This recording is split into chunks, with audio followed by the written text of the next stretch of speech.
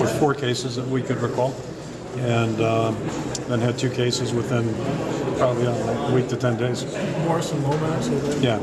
Yeah. So Are you going to be able to go? Or? Yeah, they'll be fine. It's obviously it's going to be a work back process, but neither of them had to have incisions, which is a good thing, and just kind of random and sporadic. When did they happen? The last 2 weeks, I guess it's been. They're about a week apart or 5 days apart. So, Russ is still shaking his head on that one. Roster-wise, there's a report Cam Wilson is still on the team.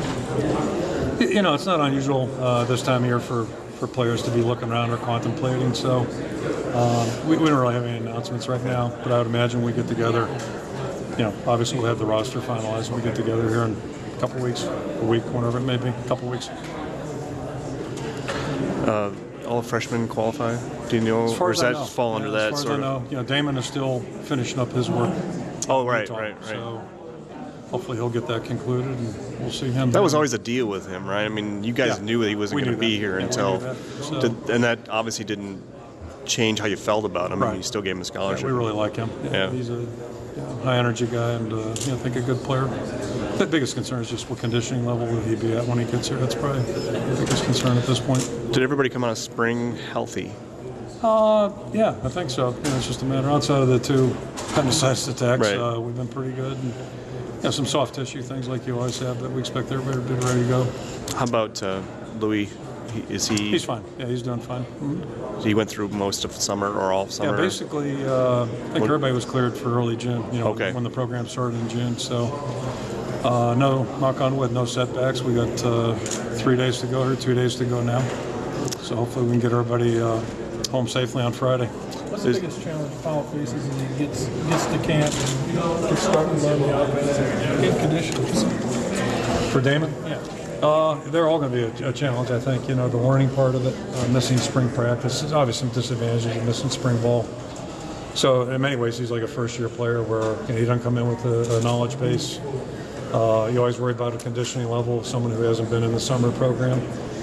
So those 2 things, and then just getting acclimated in Iowa City. I think at least he's been away from home. That's one thing that's different. He's spent a couple years away from home, and he's got great support at home. So I think the biggest thing is going to be learning what to do, and then being able to keep up with everybody else. There's you guys have had a little bit of turnover in the coaching staff the last 2 years. Mm-hmm. Does that kind of raise the role of Chris Doyle, because he's the one who's with your team all the time? He knows these guys better. Probably, well, I hate to say it, but he does know these guys better than the new coaches do, I imagine. Yeah. Do you? The old coaches. Yeah. Well, maybe, but seriously. Yeah. But you, how does that work? What does he tell you stuff? And you obviously it really goes back to when I came here. In the winter of '98. Chris was one of the first hires that we made, and back then I viewed that as maybe the most important position on our staff, and I think after 14 plus years, my opinion's even stronger on that. I think it's that position is just critical, and because just as you mentioned, he spends more time with our players, he knows them better, he knows their body language. We're I don't want to say so restricted, but we're very restricted in terms of what. This is really an uncomfortable time for me because, basically in May, June, July, you're not seeing your players. Not regularly, like you're used to. Right. And so that's uncomfortable. But Chris at least is having a chance to interact with them on a daily basis. And it's a critical position. I would suggest maybe more important than any of the positions on the staff. And so with all due respect to everybody, all the jobs that everybody does football-wise, but it's a really important job. And he came in with, did you look for football acumen when you made that hire? Because I don't know how much you depend on him for football, like what this kid can do and what, technique-wise and that kind of thing. But did you look for that when you made the hire? I think one of the reasons he's so effective, and I think I'd say the same thing about Mel Sanders, who heads up our academic support for our football guys. Mel was a coach, so when he played, Mel understands what a college athlete's life's like and what the challenges are. And fast forward into Chris, Chris coached a position. So with Chris, it's not all about his charts and, what his, quote unquote, his program is about. It's about making the guys better functional football players and keeping them healthy and those types of things. So he gets that. He gets the role and the function of the strength program. And then on top of that, he's extremely inquisitive and curious professionally, which to me is a sign of any good coach or any good person in any field. But certainly in coaching, he's got that thirst for newer, better ways to do things, and I think that's a great attribute. One of his many great attributes. You also put him to work on game day. What is his role on game day on the sidelines? It looks like he kind of rounds up special teams. Is that? Yeah, he does help out there. Number one, he's the get-back coach, which is a heck of a challenge in Kinnick Stadium because you got 100-plus guys on a sideline that's extremely narrow. Right. So that's number one challenge. But yeah, he also helps out coordinating some special team stuff and relaying injury information to all of us, so we're kind of on the same page. You didn't exactly get provocative questions in there, and there was... First of all, I was surprised anybody was still left. And then secondly, I figured 2 questions and we're out of there, Really, nobody cares right now, do they? Other than you guys. I mean, no, you guys still care. Kirk, the situation that happened with... Well, that's all right. I mean, I'm not sure I even have a question here, but... I was surprised. The winds of controversy aren't exactly swirling around you guys. That's okay. That is okay. The situation that happened with DJ out in Connecticut, did you talk to him at all after that about, did you feel compelled to with DJ Hernandez? I've talked to DJ several times. Yeah, sure. I mean, it's his brother.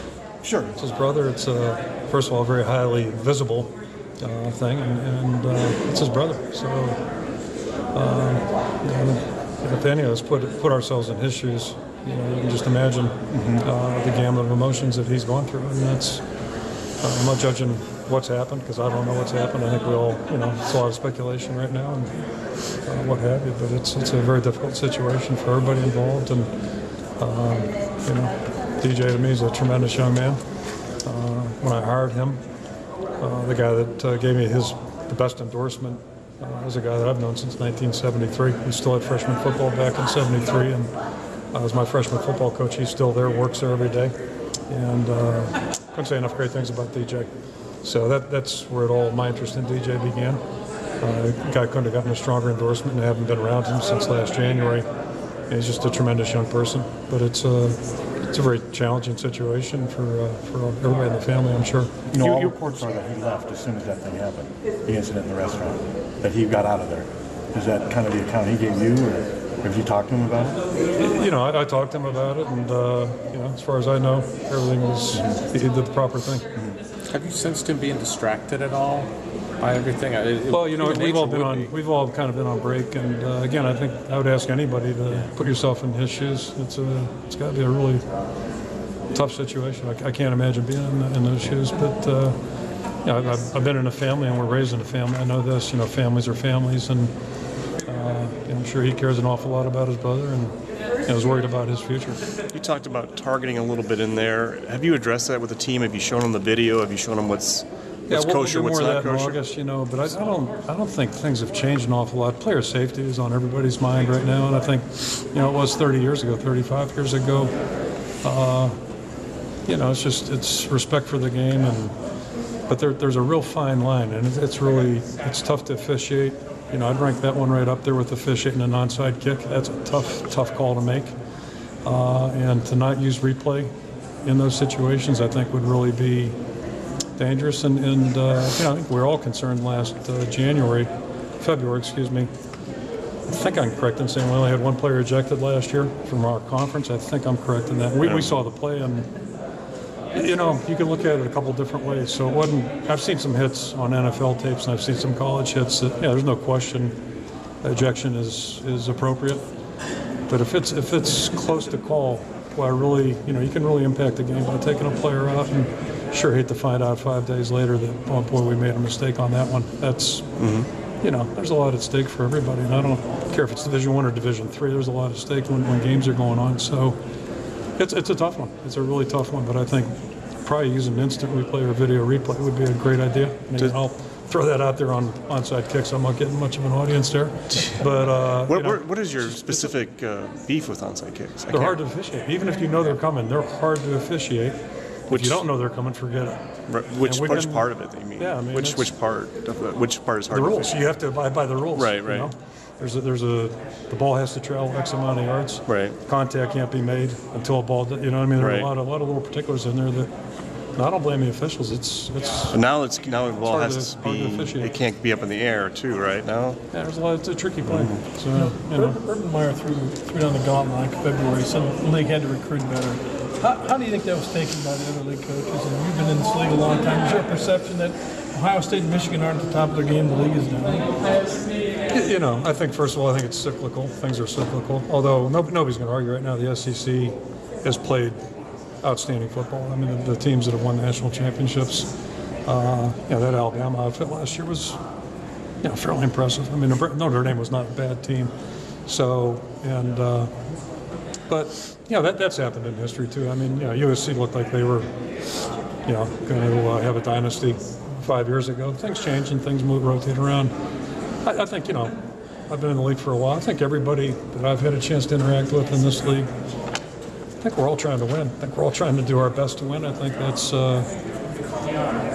been that way for a long time. We've worked with a lot of great coaches in this conference, so I think all of us are trying to do our best, recruiting or playing on the field, etc. I think we all set out doing that. What did you think last year when you saw Northern Illinois advance all the way to the Orange Bowl? Yeah, it's interesting if anybody had made that forecast, the Sunday or the Saturday afternoon after we pulled out of Soldier Field, probably could have made a lot of money. But that's college football. I think that's one of the great things about college football. And looking at both teams, I don't think anybody saw 4-8 coming down our street. And you probably would have made a lot of money putting them in the Orange Bowl at that point. So, it's just that's college football. That's one of the things that makes it so interesting and so great for fans. So, second part of my question is, what does that do for this year's game as far as your guys and your team? And I'll backtrack. Say, I mean, we had a lot of respect for them. They were a good football team the year before, like really good. And the big thing for them was they graduated a quarterback who, I think so. I can't remember how many school records he had set. He was a really good player. And they had a guy emerge who was, I'm not going to say equally as good, but pretty close, at least in the same class. So, they really answered that question. And, they were an outstanding football team last year. They could have beaten a lot of teams, in any conference, I think. That's and now, moving forward, we have the same amount of respect this year as we did last year for them. They're a really good football team, good program. They have a new coach. How does that change the dynamic getting ready for this game? My sense is they're not going to change things a lot. He was involved in their offense, obviously, and defensively they've got the same core of coaches. So we expect an opponent that will look very much like they did last year, and that's one we've got a lot of respect for.